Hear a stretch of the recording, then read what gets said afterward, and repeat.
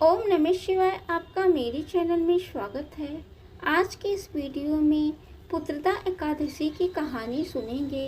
कहते हैं कि मात्र कहानी सुनने से ही एकादशी का फल प्राप्त होता है, अतः इस कहानी को ध्यान से सुनें। श्री युधिष्ठिर कहने लगे, हे भगवान, श्रावण शुक्ल एकादशी का क्या नाम है, व्रत करने की विधि तथा इसका महात्म्य कृपा करके कहिए। मधुसूदन कहने लगे कि इस एकादशी का नाम पुत्रदा है। अब आप शांति पूर्वक इसकी कथा सुने। इसके सुनने मात्र से ही वाजपेयी यज्ञ का फल मिलता है। द्वापर युग के आरंभ में महिष्मती नाम का एक नगरी थी, जिसमें महीजित नाम का एक राजा राज्य करता था। लेकिन पुत्रहीन के कारण राजा को राज सुखदायक नहीं लग रहा था। उसका मानना था कि जिसके संतान न हो उसके लिए यह लोक और परलोक दोनों ही दुखदायक होते हैं। पुत्र सुख की प्राप्ति के लिए राजा ने अनेक उपाय किए, परंतु राजा को पुत्र की प्राप्ति नहीं हुई। वृद्धा अवस्था आती देखकर राजा ने प्रजा के प्रतिनिधियों को बुलाया और कहा, हे प्रजाजनों, मेरे खजाने में अन्याय से उपार्जन किया हुआ धन नहीं है, ना ही मैंने कभी देवताओं तथा ब्राह्मणों से धन छीना है। किसी दूसरे की धरोहर भी मैंने नहीं ली। प्रजा को पुत्र के समान पालता रहा। मैं अपराधियों को पुत्र एवं बांधवों की तरह दंड देता रहा। कभी किसी से घृणा नहीं की, सबको समान माना। सज्जनों की सदा पूजा करता हूँ। इस समय धर्म युक्त राज्य करते हुए भी मेरे पुत्र नहीं हैं, सो मैं अत्यधिक दुखी पा रहा हूँ। इसका क्या कारण है? राजा महीजित की इस बात को विचारने के लिए मंत्री तथा प्रजा के प्रतिनिधि वन को गए। वहाँ पर बड़े बड़े ऋषि मुनियों के दर्शन किए। राजा की उत्तम कामना की पूर्ति के लिए किसी श्रेष्ठ तपस्वी मुनि को देखते फिरते रहे।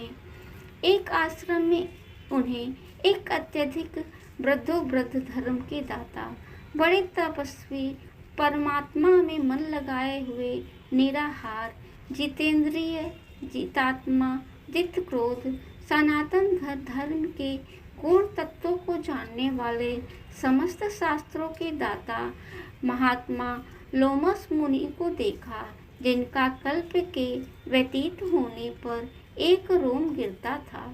सबने जाकर ऋषि को प्रणाम किया। उन लोगों को देखकर मुनि ने पूछा कि आप लोग किस कारण से आए हैं। निसंदेह मैं आप लोगों का हित करूंगा। मेरा जन्म दूसरों के उपकार के लिए हुआ है, इसमें संदेह मत करो। लोमस ऋषि के ऐसे वचन सुनकर सब बोले, हे महर्षि, आप हमारी बात जानने में ब्रह्मा से अधिक सामर्थ्य हैं, अतः आप हमारे इस संदेह को दूर कीजिए।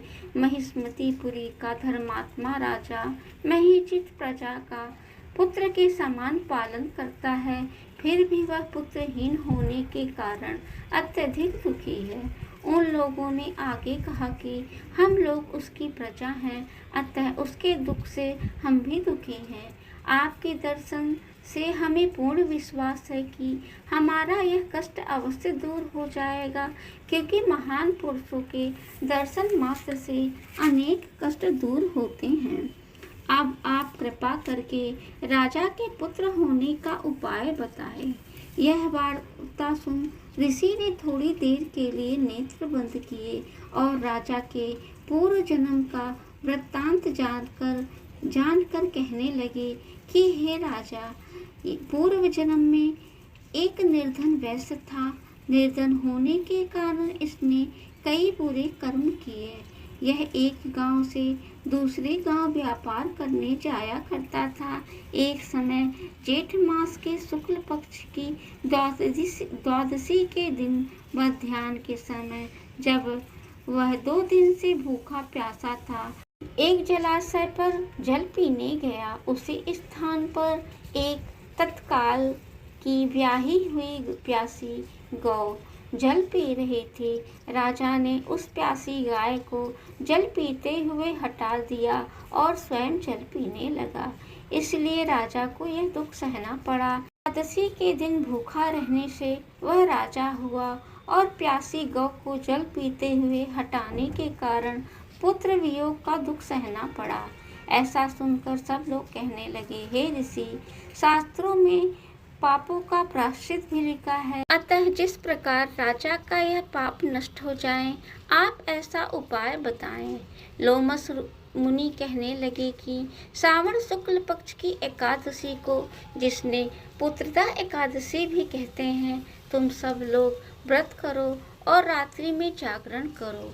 इससे राजा का पूर्व जन्म का पाप अवश्य नष्ट हो जाएगा, साथ ही राजा को पुत्र की अवश्य प्राप्ति होगी।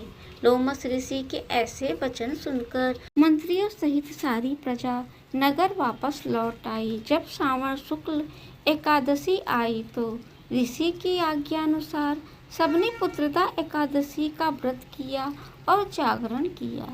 इसके पश्चात द्वादशी के दिन इसके पुण्य का फल राजा को दिया गया। उस पुण्य के प्रभाव से रानी ने गर्भ धारण किया और प्रसव काल समाप्त होने पर उसे एक बड़ा तेजस्वी पुत्र उत्पन्न हुआ।